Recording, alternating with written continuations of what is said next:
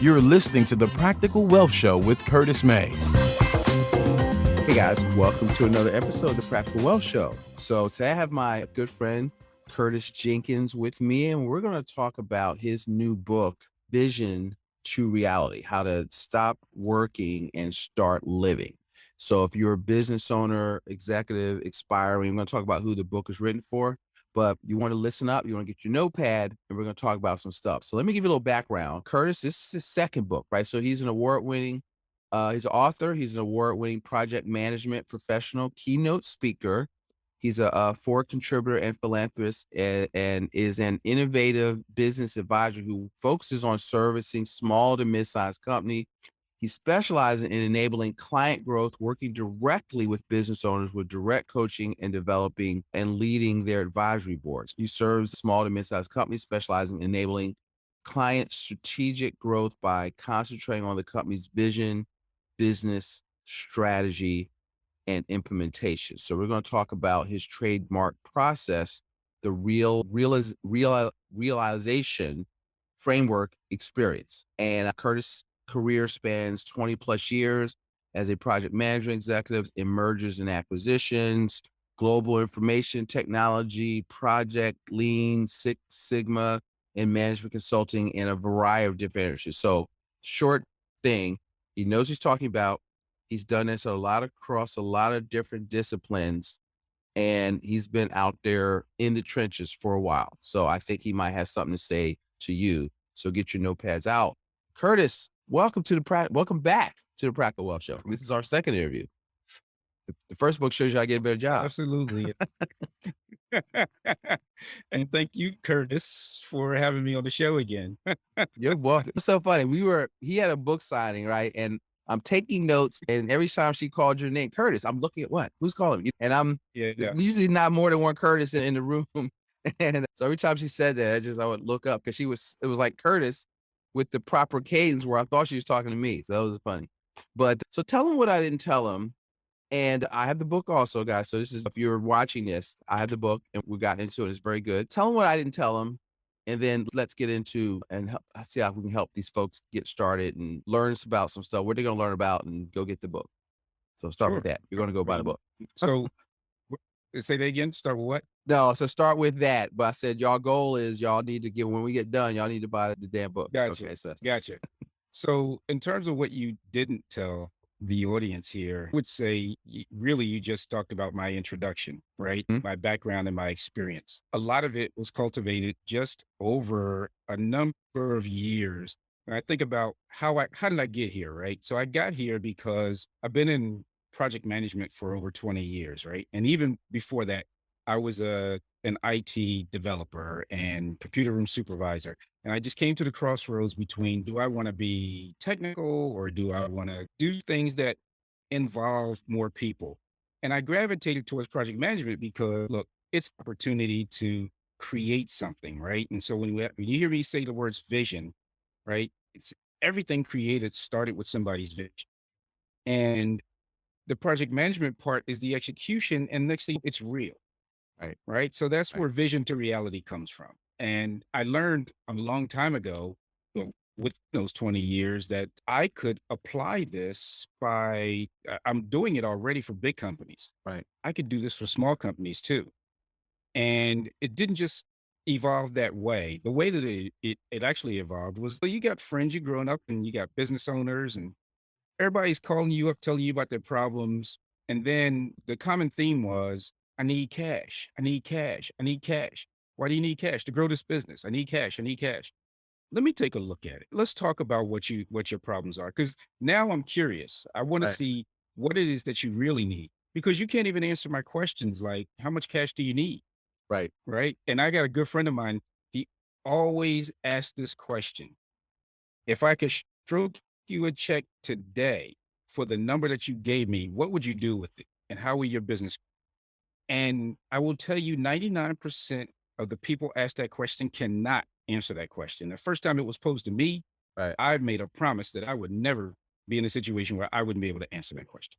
That is, going through that process of helping people, I realized that they lacked discipline. They lacked a framework. They feared things, right? So it was a lot of fear. It was a lot of misinformation. They didn't hire professionals. And so it was willy nilly. And you're talking about really smart people with great business ideas, but they can't move it along because they just don't have the right structure or people in place to do so. That's brilliant. So there's really good, you say, frameworks. Most people don't really have, they're just working. They don't really have a plan, right? And a lot of times, Yep. like when I was just telling somebody, I was at a meeting where they were like, how to get funding.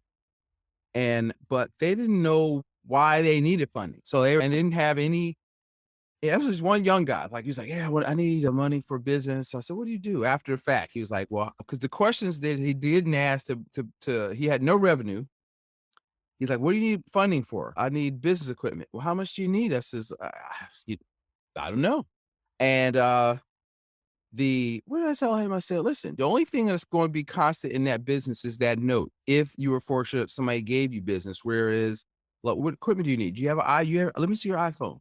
You can start with that, okay, and make some money, Yeah. okay? Yep. And you know what I mean? You need to make some Yep. you need proof of concept for yourself, and then the bank needs proof of concept. So, yeah, I love that. You got to get them thinking straight. So it starts in your mind. Wealth starts in the mind and ends in your wallet or in your checkbook. So, Yeah. um, That's right. right. That's right. Yeah. So That's yeah, what the whole thing about being a visionaire right. is all about. Tell them what that is. So, what is a visionaire? No, let's back up.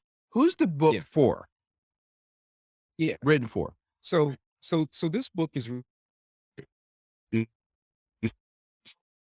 for the business owner that's been in business for has always been talking to the people that want to stop going to their business as a job and they Mhm. want to grow their business. They are now thinking legacy, right? And how they turn their business over. They want the business to survive them. But, you know, the business really relies on them day to day. And if they're not in, the business dies. And so that's for people that work in the business is not on the business. And the whole thing about the framework is putting together a foundation that allows you to put the right people in place that allows you to measure your success of the business through your numbers, but you are sharing what your vision is to those people and you're driving your dollars and the people through the plans that you create so that you can rise above the business and grow the business to Mhm. numbers that you probably haven't seen before when you're doing your business. So I always tell people it's hard to reach a target you don't have, That's right? right. Right. That's And right. so you kind of got to So get it out of your you head, look that at right. vision. Yep. And also the other thing is accelerate. Put your foot on the gas. A lot of times people say, well, they make projections and I want to get this company to 7 figures in 5 years. Okay. Why not do it in one? Now, you might not make it in one, but if you start to think about doing things fast and start generating that cash sooner rather than later, then you can take it to the heights even above what you thought your 5 year was going to be. Right. And it forces you to put in all the foundational things that you need. One of the things I talk about in the book is the first million is the hardest Mhm. for every business. And of course it is, right? But once you get there, what you realize what you've done is you put together the systems and now you know how that system now makes that million and then you just grow from there. But it's the hardest because you have to try different things until you get the right things and the right combinations that layer upon themselves. Your success compounds, right? You want to accelerate that success, you want to compound it, and then you want to get there. And then once you get used to being in that space, it gets easier to grow even more or even teach others how to do. Yeah. So, small Yeah. business owner who wants to grow, it's for you.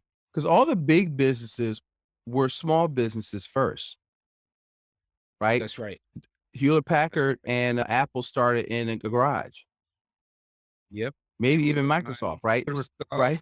All of them started in somebody's Right. garage. That's right. And so they did the right things, but they all had a vision of what it would, maybe not initially, but like you talked about, I read about Tom Watson with IBM. He had that vision of what it would look like in his head. Ray Kroc had a vision of McDonald's all across the country in his head when he was just really even trying to sell the McDonald brothers on giving him the right to franchise, right? He had a vision. Right, right, right. Now, So I would say if you take the McDonald's model versus, let's say, the Bill Gates model in Microsoft, McDonald's had a framework how they were doing it. And that franchise framework and the real estate that they make money from, because a lot of people don't know that McDonald's biggest revenue generator is real estate. right. But the Bill Gates model, he had a damn good product that everybody wanted. He had good problems. And most of us from a small business ownership perspective, we may have a good product and we may be lucky, but you're pretty much in a situation like McDonald's, you got to come up with a framework that's going to allow you to build on top of it. Do you think that I don't, but I want to hear your take on it. Is the product the most important thing? I don't think so. Yeah, because if you stay to the Sorry. McDonald's analogy, we Sorry. could all cook a better hamburger than McDonald's. Probably you can. That's I right. don't cook that well, but you could probably make a better hamburger. But do you have a better business system? Right. Exactly. And so they came up with a system that drove out the costs and maximized their revenues. Right. It wasn't about the product or the hamburger. It's all about the system. Right. It's all about the system and which is consistent food. Like the product was consistent food fast. It wasn't like, hey, mama's recipe from the old country and we're going to sit down and they didn't give you utensils. So if you got to watch the movie, The Founder is very instructional if you pay attention to Oh, it. I watched that movie. Yeah. So I've seen it at least 3 times, right? So, Okay. and Yeah, well, because I've what read you're Grinding It saying, Out, right? So it meant a I lot need to to me. watch it more than once. Yeah, and then you Yeah. read the Grinding It Out, the Ray Yeah. Kroc story, and then you'll see a lot of the him going through that journey of finding funding, of Yeah. he was trying to start with restaurant owners, but then they have a way how they think it should work. So they were always trying to tamper with the system. Yeah. So now Well, talk. what's also interesting about that movie? Well, just staying on that in that mindset, there's a few things that I try to. So one, Ray Kroc's age, right? You talk to a lot of people that think that they're at the end of their career, they're Right. older. It's too late for them to start this business and do. No, that's hogwash. Second thing was it didn't happen the first time he tried. He was persistent. And so these are a couple of things that's in the book, right? Keep trying to do whatever you can to drive through the problems that you're trying to solve. Don't give up. Don't just give in to the fact that you failed once or twice. So now that you brought up that movie, I'm just getting the parallels, right? Because it's a great movie. And part of what is seen in the movie is in the book. Yes, right? Because Ray Kroc was 52 or 53 when he found McDonald's, because he didn't start it; it was already existence, right? And they didn't have had a process like how to make good hamburgers, but they didn't have a vision. They had tried franchising and it didn't work. So in their mind, it didn't work, but he knew he could make it work. And so if you start to see your enterprise and you McDonaldize it, which is what Curtis's system is about, you can now, even if you're not trying to franchise, you need to be franchise ready so that you have, because I told people, look, I was on another call earlier today and it's like, well, what's the difference between being self-employed and having a business? I said, well, go to McDonald's and ask, hey, I'd like to speak to the owner. Right. And they're never there. Right. And, but if you are there, you are self-employed. You own a job. You don't really you're self-employed, right? You don't have a Right. business yet. And Right. therefore you can't take off, or it's not an asset to you. You just own a job.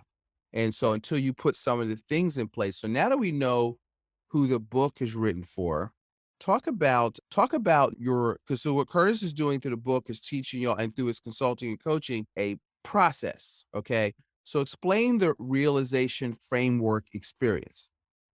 Sure. It's all in the book, right? And Right. if you want to know long form, but I'm going to give you short form. So it's 5 easy steps. First one's visualize, right? Second one is evaluate. Third is calculate. Fourth is clarify. And fifth is realize. So let me go back to visualize. Visualize is all about new things that I know in larger companies. They have strategies, they have visions, and even being a project manager, right? I always begin with the end in mind, right? What are we about to do? What are we about to embark on? And I'm about to lead a large group of people to an end. So first, let's take a stop. Let's stop and understand, what are we trying to do? What does it look like? And I like to make sure everybody understands what that vision is and what we're trying to do.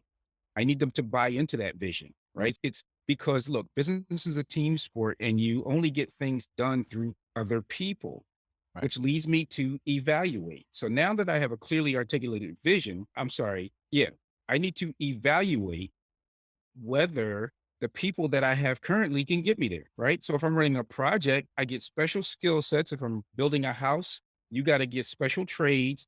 Everybody has to be good at what they do for the quality of the outcome.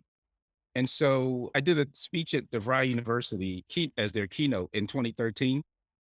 And basically the theme was, you are who you spend time with, Yes. right? I'm talking to kids and I'm trying to get them to understand that their network is their net worth, right? At the time, I didn't even know that slogan. But the thing is, the same in business. You can't just hire your family member just to hook them up and give them a job, or your friends. You got to hire the best people for the job. So whether you hire your team members or employees, or your professionals, hire your lawyer, hire your accountant, hire your financial advisor, hire the people that know what they're doing, because even though you're spending money, you're saving your most precious commodity, that's your time. Right. But then now, if you have the right team in place, do you have a budget supporting that vision, right? Do you have the money? Do you have the cash flow? How do you know?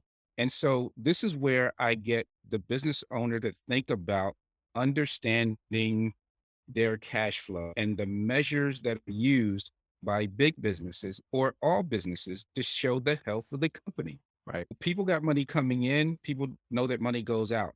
But what are the measures telling you? The measures will tell you a story, and you got to understand that story so that you can take action before a disaster happens, right? So your finances have to tie into your vision as well. So now you got this vision with your people and your cash flow.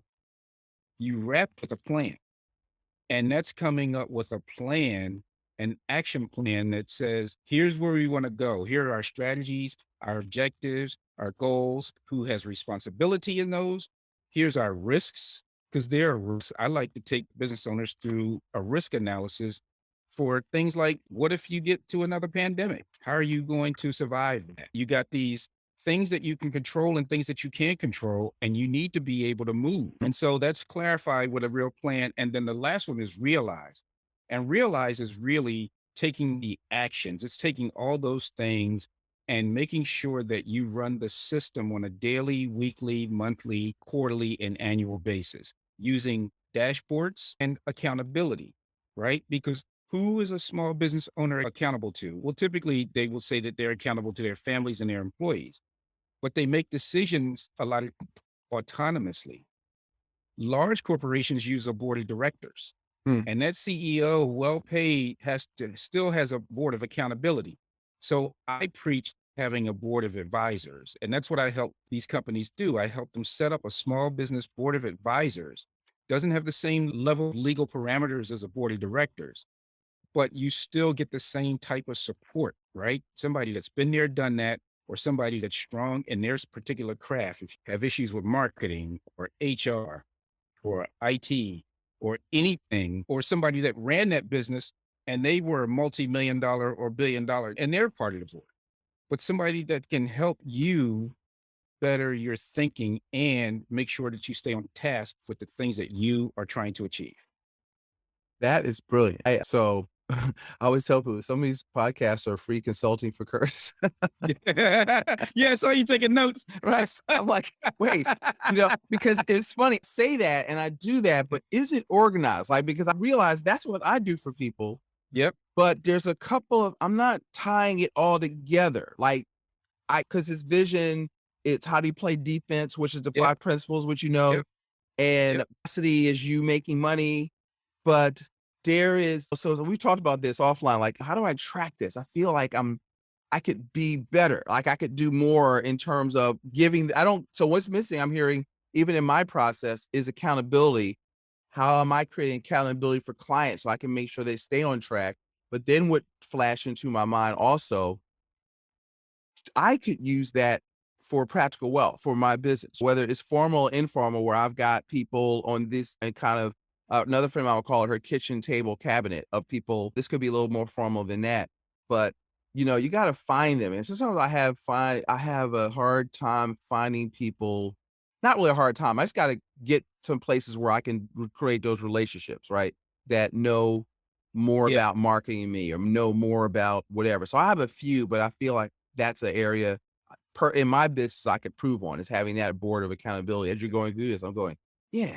So I can see how this could fix you. See, because I know most people, they're just working. They're out. I used to quote that old Dunkin' Donuts commercial. They're just making the donuts, Yeah. right? Time to make the Yeah. donuts. Time to get up or what Michael Gerber in the E-Myth will call it, they're the technician, right? So 3 parts of entrepreneurs: the entrepreneur, the manager, and the technician. And so when you don't know what to do, you go back to technician doing the thing, right? But Yeah. what's it called? The lowest level of productivity is you doing the thing, right? So that's not what you're supposed to be doing. So it goes back to Right. Right. you got stuff that's got to get done, but like I do, and I know we've talked about this, cause you got to get your stuff done through a team. Right. And so I'm looking at the book, it's organized and it's great because it takes them through a story of the process through the book. And so what was your thought process? Because you talk about what leads entrepreneurs astray and CEOs astray, right? Because see, Nelson Nash used to say, from Becoming Your Own Banker, if you don't know the problem, the solution doesn't matter. Okay.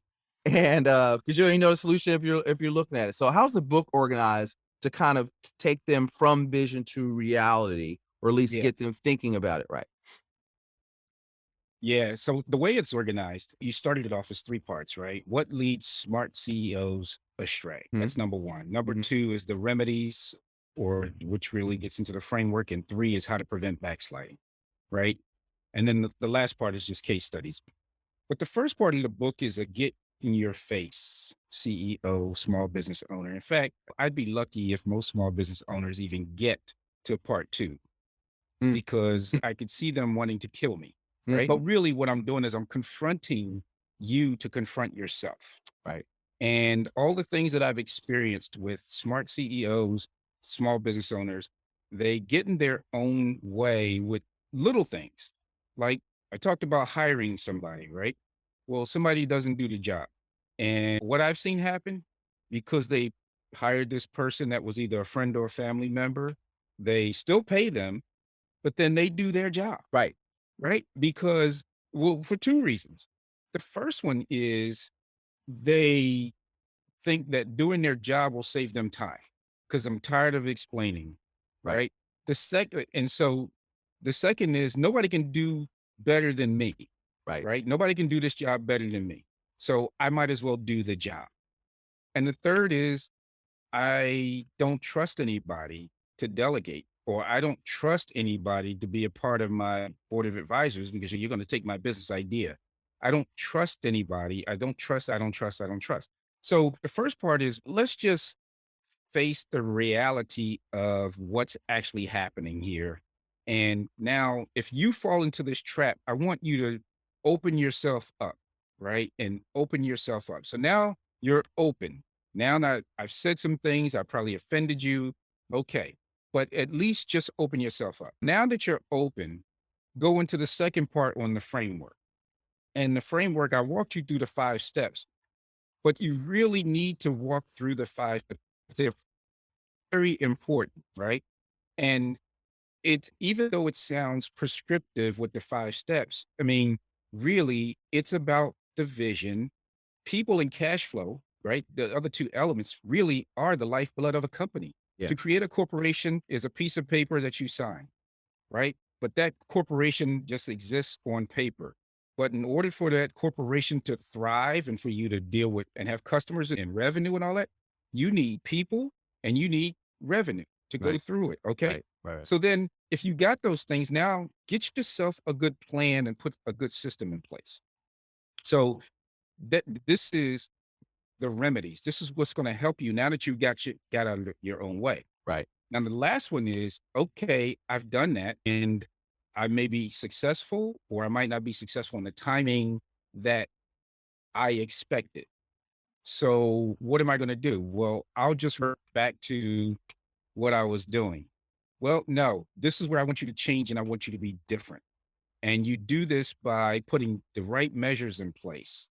And you do this by taking the actions and you keep doing it and you learn from it. Because even if I advise you to do something and you did it, and let's say it didn't work. Okay, it didn't work, but we tried something different. We took what we learned and we can try something new, but we still need to build off that foundation of what we're trying to get to. Don't just scrap the whole plan. Right. Parts of the plan will not work as you think because we're dealing with the information we had at that time. So look, keep going, keep measuring yourself, and then let people hold you accountable. Right. Open yourself and to be held accountable, you will be very successful. Just measure. Like I always tell people, one of the things is, and somebody told me this a long time ago, I was like 20, 21, 22, activity produces, knowledge does not produce activity. So everybody's trying to get the perfect business plan, the perfect this or that.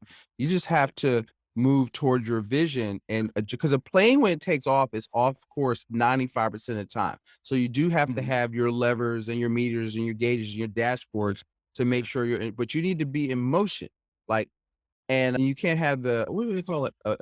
Paralysis analysis, Analysis. That's right. right? And you're thinking about too much, or you're in these programs and you're trying to win business plan contests and you're writing out as opposed all this, what I call work avoidance. I'm gonna go back to school for entrepreneurship, work avoidance.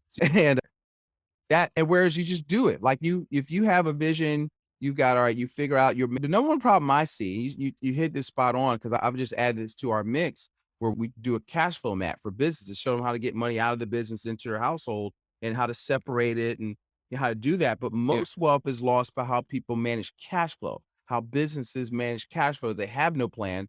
They don't, and you said this also, the numbers tell a story.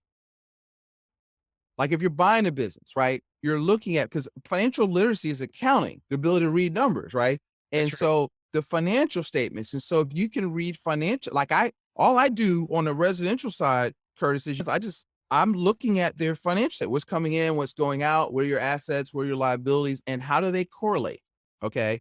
And in 5 minutes, if I talk to you, I could draw it out on a yellow pad. Well, here's just, the whole rich dad thing, income, expense, asset, liabilities. And I can tell if you're going to crash and burn is going to be a bad story. If you're in the middle of a bad story, we got to course correct, or are you going to be all right? And it's getting you, because it's your money, familiar with your numbers. Oh, I have an accountant, I have a bookkeeper. Yes, but you need to know what it's saying. When you do your taxes, when you sign off, you're just signing off. You're signing off saying all this stuff is true. Says, oh, my accountant handles that. It's your business, okay? And you need to know your numbers, and you need to know well before tax time, right? And so that's a biggie. I'm like, now I'm like really anal about numbers. Like I literally do my profit and loss every week. Okay. And I teach people to have this woman I had on my show, Penelope. She says you should have a money date, like at least once a month. Like we sit down and go over all your stuff. Another thing I see when it goes back to numbers, you just made me think about it. I was talking to one of my mentors. Yeah, right. Exactly. Right. I do it every Saturday. I used to do it because I was in the bar business. I was in retail every Sunday. All right, it was quiet. We didn't open up till about 1 o'clock. I would go down Sunday. I'm pulling all the tapes. I'm looking at the registers. How much did we spend in liquor and beer? Could I get paid? Right. Because I ain't know better to pay myself first. Right. So I had to see after I paid my managers what was left over. Right. And so I need to know that. So I'll talk to Bizzo. They don't profit and loss and look at me like deer in headlights. Or I had this coffee shop owner that hadn't looked at it. Don't talk to her partner. My partner looks at that stuff and they hadn't looked at it. She's never looked at it, maybe once. And maybe they talk like every 3 or 4 months. I was like, are you kidding me? In a retail business? It was just, it's shocking. Okay. And that's the stuff. But see, what do you try? Because see, to me, the vision part is as I read this and as I'm talking to you, paramount, because what is it that you want the business to do for you? Like, to me, my driving force, Curtis, is like freedom. Okay. So we call it in our process, we call it getting to the FU position. Right. That's And so that's the use of having right. money if you can't say Right. Exactly. that. So my job is so your job is to get your business up. My job is to make sure they keep it and get to FU. Okay. And Right. because the business becomes an asset if you don't have to be there. Somebody would buy that. If you might not want to sell it, but now it has value, whereas they don't want a turnkey where a key managed operation where you have to be there. They don't want to buy a job. They want an asset they want to buy. And so, but if you make it an asset through going through Yeah. Curtis's process, you don't have to sell it because you don't have to be there. Because let's talk about the title, right? So this gets into the title, right? Which is how you can stop working and start living. What do you mean by that? Because ultimately that's the result that you want this Yeah. process to be for people. Yeah. So what I'm hoping everybody doesn't take from that part of the title is they just stop working completely, Right. right? Right. And what I'm Or talking you only can about work here 4 hours. is That's not, I've yeah. seen, yeah. So I've seen, worked with small business owners. They do is work and worry and try to make payroll and work and worry and try to make payroll, soccer games and miss football games and get yelled at or get to run into marital problems. It's because you've married your job. Right. Right. And you notice I didn't say your business, I said Your job. Right. because all you're doing is fighting fires all the time, or you can't sleep because you got to figure out how to make payroll. If you can organize yourself in a system, like you said, you go into a McDonald's, ask, where's the owner? That's the difference between being self-employed and Being in being business. That's right. an owner. That's where you want to get to Right. so that you have command over your schedule. And part of that whole thing, when I talk about a visionaire, you're now rich in time. Yes. That's a precious commodity, right? And when you started this business, and I'm saying it like this because I'm taking the words that came directly to me Mhm. from so many different people. When you started this business, you saw yourself having a really good life, being able to travel, being able to do whatever it is that you wanted to do, being able to serve your community. I'm going to tell you, most of the business owners that I know, they want to serve their communities. They want to be a pillar of their community, right? But they don't have time. Right. They don't have time. And so it's this whole thing about putting in structures and systems and people and all that stuff in place is so that you can become rich in time and start living the life that you really intended with the real vision that you have for your business and your life. That's it. I see That's you it. taking notes there. I listen. I told you it's like I got like a page of notes right here from our talk. So I can mess around if you want to. I'm not playing. Okay. And because our business does well, but it could do better and I could do less. So because I've suffered from all that control freak, I can't let it go. I got to do the best. Like I'm training a new VA right now because my other one's out sick. And I'm like, all right, I could just do this, have this letter sent out, but I could just go into my CRM and type it out and send it. But she's not learning how to do it. And I'm paying her right now. So it's like, even if it's stuff I Right. could do, I like, here's the task. I'm trying to, as we do this, give her stuff to do and then give her a little more stuff to do. And now one of the things I realized, one is the worst word in business. So I need a main and a backup assistant just in case my other, and who knows how to do the same stuff. Yeah. So you got to have redundancy. I was reading Yeah. something about airlines where all planes can fly on one engine. So it's redundancy. They all have a backup system. Every system has a backup system, so it can only work with one. And I think that our lives and our businesses should be done that way. So if stuff goes, somebody asked me, I was on a show yesterday, like, well, what do you think about the economy? I can't do anything about the economy. But what I can do is prepare myself to win or lose regardless. And that's what I do. And that's what I teach because you can, which if you're operating to your point, same thing with business, if you're operating by a set of principles or your framework of how business should be done, it doesn't matter what's going on. What does Jim Rohn used to say? Listen, the winds of adversity blow on us all, but the difference is how you set the sail, right? And so to me, reading your book is learning how to set a better sail. And that's what you have to focus on, because that's the only thing you control. Are you setting a better sail? Because the winds are going to blow, there are going to be hurricanes, but you have to set a better sail. And so that, to me, that's what the book's about. In Curtis's Well, words. so did you ever see the movie The Great Debaters? Yes. So there's a line, and I'm like you, Kurt. I get movies or books and I hold these lines and they hold me for life. And I remember they said, we do the things we have to do so that we can do the things we want to do. Yes. So as you were describing your story with your VA, you're going to have, and this is an important lesson for everybody, you're going to have time where you have to hunker down and you're not time for anything. Right. But what you're doing is now fixing something, and that's going to cycle. Like, you're not going to just put together a business and walk away. Every time you grow to the next level, you got to hunker down to build for the next level. So yeah, you're gonna have to put some work in, and you're gonna have to do some, especially new things, especially things that are different to you. Or like you said, you can lose a star employee. You had this person and you were lucky they took care of everything. And now you gotta get a person who basically this one person did the work of two, three, four people and also could do your work. So you gotta adjust. You're gonna make adjustments, but let's say about building in redundancy and things like that. These are the type of things we talk about in the book and when I'm working with companies. That's fantastic. So Curtis, anything I ask you before I get to my final question that you want to elaborate on that I didn't ask you that I should have asked you that you want to share?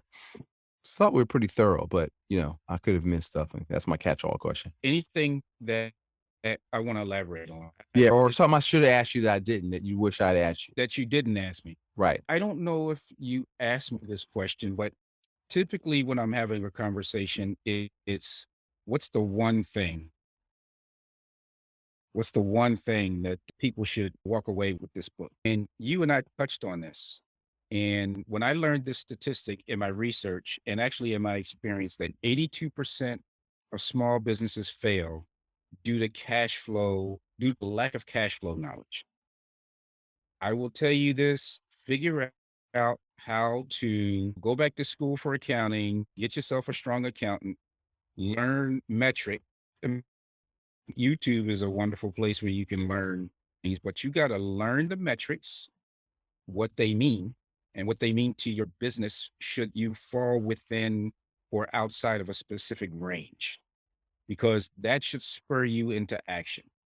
So, for example, I like to ask people say, I have a business. What were your revenues last year? If they can't answer that question, they're not business people to me, right? Because every business person knows what their revenues are, because they should also be looking at what their projected revenues are and whether they are on plan or not.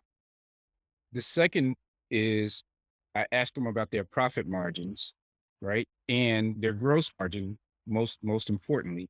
And what's the percentage? And is that percentage in line with their industry, right? Are you bringing home a lot of money? Now, I've looked at a number of books with people, and I will tell you this, full disclosure, I am not a financial advisor. I know how numbers are structured and what they should be, but then what I do is I partner with an accountant to make sure that those books are clean. And when they're clean, I can look at the measures and do the analysis. Yes. And I've seen people have all these categories in the wrong places, and an accountant will fix it. And next thing, people get surprised. Boy, you are losing money hand over fist. Right. That's right. not even pricing. That's right. That's right. Because you don't understand your cost of goods sold, right? And so you're just surviving.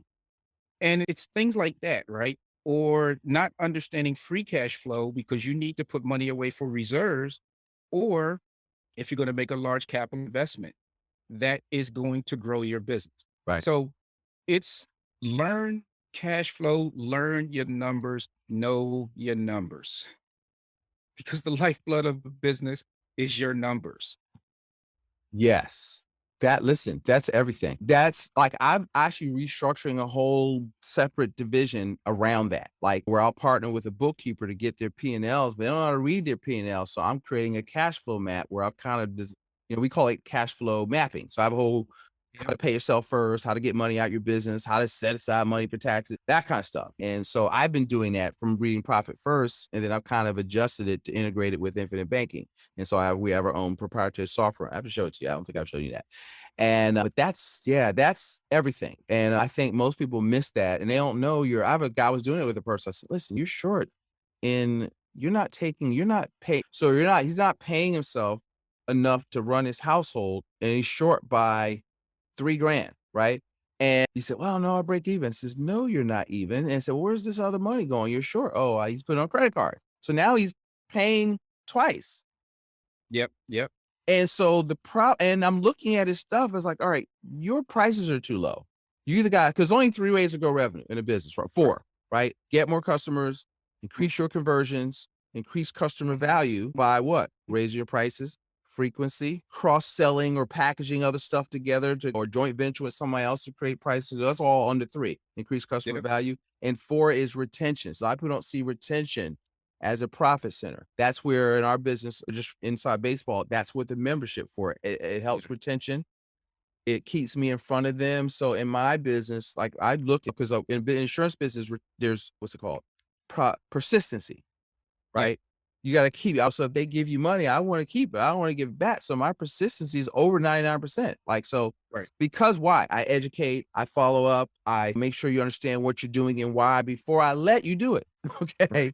And because I'm looking at my profitability, I'd say 15-20% of every gross check is going into my wealth capture account. And so because the business will, here's the other thing, going back to your numbers, right? The business will eat up all the money you give it if you let it stay there. That's right. That is right. You know what I mean? You have to, and there's another thing a mentor told me when you talk about looking at your money every 30 days. I know this guy makes $600,000, $700,000, $800,000 a year, worth millions. And he says he does his numbers every month. And we call it in our system, creating a lifestyle ceiling. Yeah.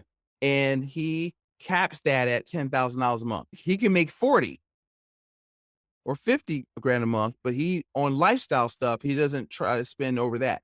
And so where people go out and they get new 5,000 square foot houses and Bentleys, and they're trying to front for Instagram, that you're not trying to do that. You're trying to become financially free, which means you need to save for emergencies and you need to buy assets that generate income outside the business, right? Which has got to be part of your plan.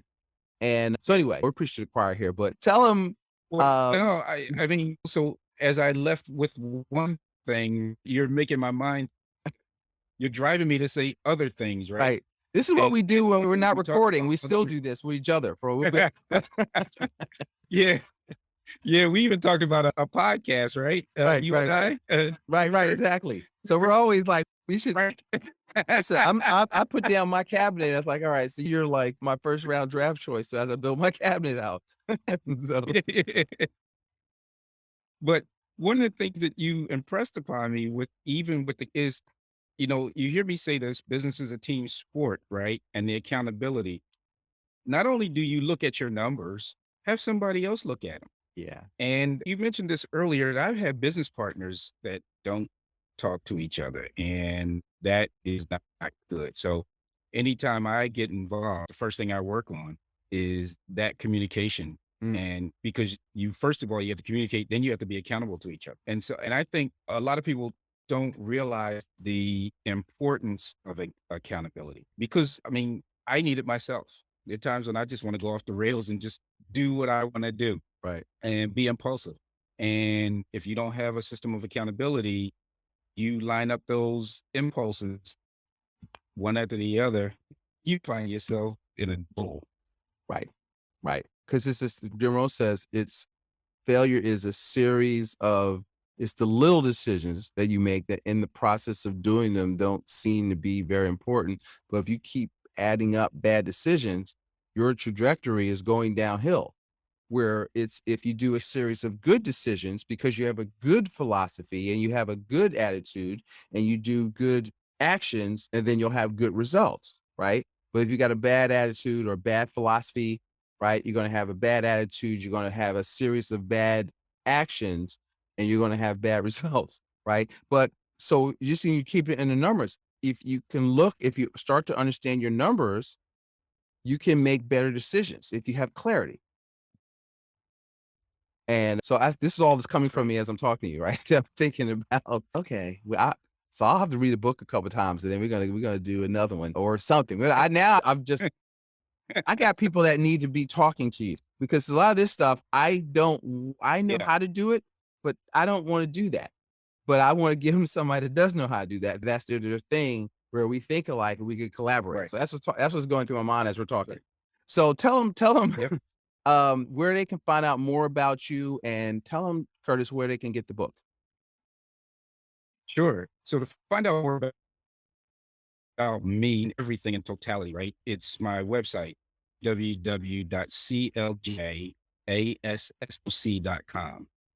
And it's really CL and Associates, right? And there you're going to see about what I can do in totality, right? In terms of my management consulting, the books that I've written, email, phone number, or work with me, where to find the book or bookstores. So you go to the store, barnesandnoble.com, or check in with your favorite bookstore. And if they don't have it on the shelf, just ask them to order it. And the reason I like that is because then they'll carry it when people start in that way. But the most immediate way, of course, is online and Amazon and barnesandnoble.com. Right. I like supporting bookstores if I can, because I like Yeah. going to bookstores. It's relaxing for me. So I don't want them to all go away. Sometimes I'll just buy books, even though I could order them from the bookstore, just because I want to support, even though it's a big chain, but I appreciate that. I like going there, getting a cup of coffee and reading a book in the store. That was like a great form of relaxation for me. So do that, get the book, give the book, right? And talk about the book. Like if you want to get good at something, practice, study, and teach. So I would get my partner, I would get people that I'm in business with. Let's say I'm a network marketer, or I'm in business, and then y'all should have a book study, right? And talk about the chapters, talk about the problems, you got to study stuff. But this is not a Harlequin romance. You have to, your book. If I looked at your book, if you bought the book and I looked at it in 2 weeks, if it's not marked up and you don't have a journal to go with it, with the ideas that's generated, you're not reading right, because you're not getting from the book, right? You're not creating action steps. You got to learn how to study. Because my books don't look like that. My books look almost pristine. And you'll say, well, Curtis, how come it looks so pristine? For two reasons. I always buy the physical book, and I always buy the accompanying audio, because that's how I learn. Then the second part around notes is I use notes. I have so many notes on my phone that I could probably work them into another book, another two books. So that's what to your point, what you're saying is get something out of it, use it. And you and I, throughout this conversation, we've been quoting things that we've read, Yes. things that we've seen. And because that's what you do, you collect that knowledge, right? And you package what you do in your way from your collective knowledge and experience. This book is my collection of experiences and knowledge, not just born out of my head and experiences, but also from things that I've read and put into practice. Yes. I didn't just read it. I Right. put it into practice. So yeah. And then it I becomes really yours, love it. because all right, this is how I experienced this in this time. Right. And then, so all right, I'll give you that. I do book I know. inspections. So I give I you just the book, don't right? want you to judge me because you Right. don't see I my books listen. free. I already know you're good. I ain't gonna judge you. But everybody learns differently, right? So I got journals. I've got my baby here is my I was so anti-Apple. Now I got my iPad. I love it. So I've got my note taker apps. I've got this, and I'll buy them on Kindle if I don't feel like carrying a bunch of books. You saw my book stack. And so Yeah. I'll get the Audible, and I'll listen and do the Audible at the same time, trying that, because people said that's a good way to absorb it, by reading and listening to it at the same time, right?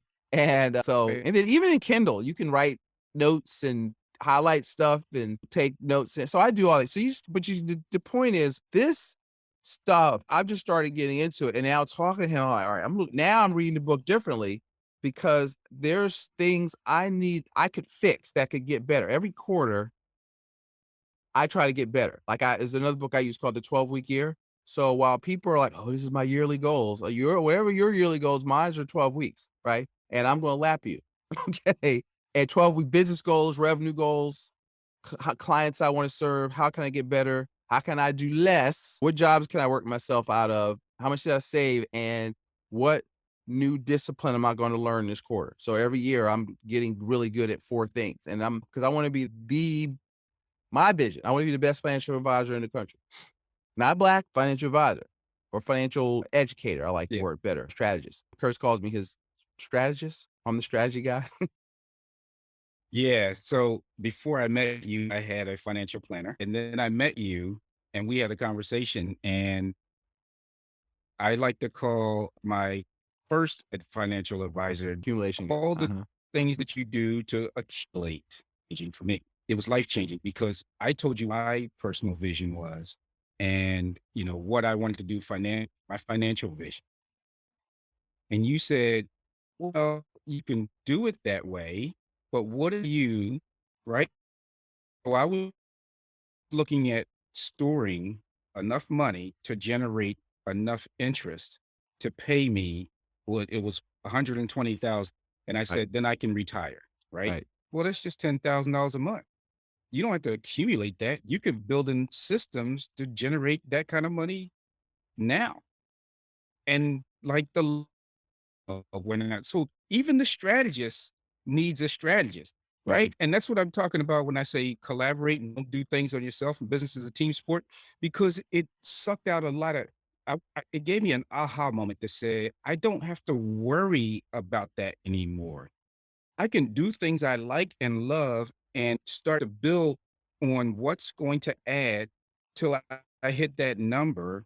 And that's my freedom number, Yes. right? Yep. In terms of, I don't have to worry about my expenses, lifestyle, or anything, right? And so immediately made that switch. And it's funny because as I teach people acceleration and velocity in projects and stuff like that, I learned from you a different way for acceleration and velocity. Right. And so I thought that was amazing. And that's why I call you my strategy financial planners. Listen, I And what I, appreciate it. I talk about, well, and remember what I was talking about our podcast being called Kurt's Being Frank. Right. The thing that I really like about you is your frankness. And you will say some things that will maybe rub the wrong way, Yeah. but it's truth. It's the truth. And that directness is refreshing. So in a world where you can't be direct anymore without being sued. So yeah, look, you are my financial planner. I appreciate it. Listen, go out there. We're gonna work on it. I forgot about that. Curse being frank. We could do that. And just to go on and do live. We don't even have to like make it a formal podcast. We'll be able to create a series and just talk about it. Cause I am definitely unfiltered. I know like I'm in a business where there's compliance, but you don't even have to talk about what you talk about. You just talk. And most of it's just is Right. how you think, right? And Nelson Nash used to say, you got to rethink your thinking, right? It's all about how you think. And I think people would rather die than think a lot of times, right? And all I want you to do is I don't want to tell people what to think. I just try to teach them to think. And now once you have a vision of here's where you are, here's where you want to go. Let's think about what the result you want. And then now let's line up your resources to get you from point A to point B. It's really that simple. That's how simple it is, but that's how my mind works. So it's really that simple to me. Like when I was telling you that, I remember that conversation, right? And I says, what, do you want $3 million? No, you don't need to do that. Okay. Do this. Cause I already saw you had a bunch of stuff going on. It's like, you need another like X amount a month and you're there already in like 3 years. Right. So, and to me in my mind, it's okay. But it's so to your credit, you saw it like that. Yeah. I've got people 3 years in, they'll still completely get it. They're still on the DL listening to Susie Orman. I was like, all right, you keep going. All right. Hey, Keep but on that's trying to the pay extra on your pivot mortgage. that we talked about too, right? I was on this path and I knew what it took to get there, right? But it was lofty in terms of what I think I had written down that I needed to save $83,000 a month or something like that. Like literally put that amount away. Right. Right. And and so that was my grind, right? How am I going to get that much to put it away? And that was like, okay, let me break down that mountain. And then you come up with this simple, like, yo, look at it this way. And it's like, it relieved me of the burden of what I was doing and gave me a different way, a more realistic, achievable way Yes. that I thought, yeah, So I appreciate And he allows you to live the best life you can today, right? Which is what I want you to do. I don't want you like trying to save up 10 grand a month and Well, no, yeah, because there's all these books, right, right, about the accumulation theory. You're too old to even enjoy the money that you get or right, the money that you have. right. Because Accumulation you theory is just whack. That worked doesn't till work. you almost died. Yeah, You right. worked till you almost It's died, got designed this to amount of money. enrich the financial companies. That's why you have to look at. So my basic thought is, look, you can be a customer of the bank. You can be the bank, and you can do what financial institutions tell you to do, or you can do what they do. Because I'm gonna assure you, they're Yeah, 180 degrees different. And if you learn that, yeah. your life will be less stressful, more peaceful, and you won't be like, oh, the market's up. I'm a millionaire. No, like that Bitcoin commercial. I'm a millionaire. No, I'm not. Okay. And Oh, the yeah, same yeah, thing. yeah, I love it, I love it. You know, I so that doesn't, you can't so let speculate your way to win. me Imma tell you, so look, our conversations always take a natural path, right? And given what you do and what I do, we typically always end up here. The whole bottom line is we're talking about stop working and start living. Yeah, That's what we're talking about. that's right. And so, however you do it, that's the whole point. That's the whole point. And that's what the framework helps you with. But it's got to be something that you don't do once. Because imagine if I had just did what I was doing once and stayed with that and not had the conversation on doing something different. Right. And this is what I try to talk to small business owners on. Get away from that status quo bias, right? The status quo. Let me go back to just status quo and or the confirmation bias. I knew it wasn't going to work because in your mind, you already didn't want it to work. Open your minds up, go for it and get help. There you go. So I want to end with that. So I'm going to break this into two parts, Curtis. And so this was gold, guys. Hopefully you got your notepad out. I listened to this show more than once. There was a lot of good stuff there. And as you listen to the book, you're hearing it straight from the source. So I want you to go get Vision to Reality, Stop Working and Start Living by Curtis L. Jenkins. Search for it and buy one as a gift. All right, guys, go out there. Curtis, thank you again. This was fun. My pleasure. Thank you. Yep. Talk to you soon. All right. Talk to you guys. Go out there, make it a prosperous day. And we'll see you next week. Same time, same channel. Curtis out.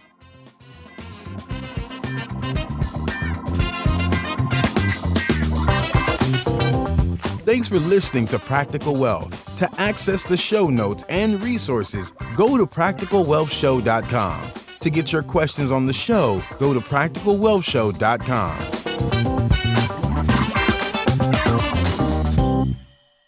This show is for entertainment purposes only. Before you make any investment decisions, consult a professional. This show is copyrighted by Practical Wealth,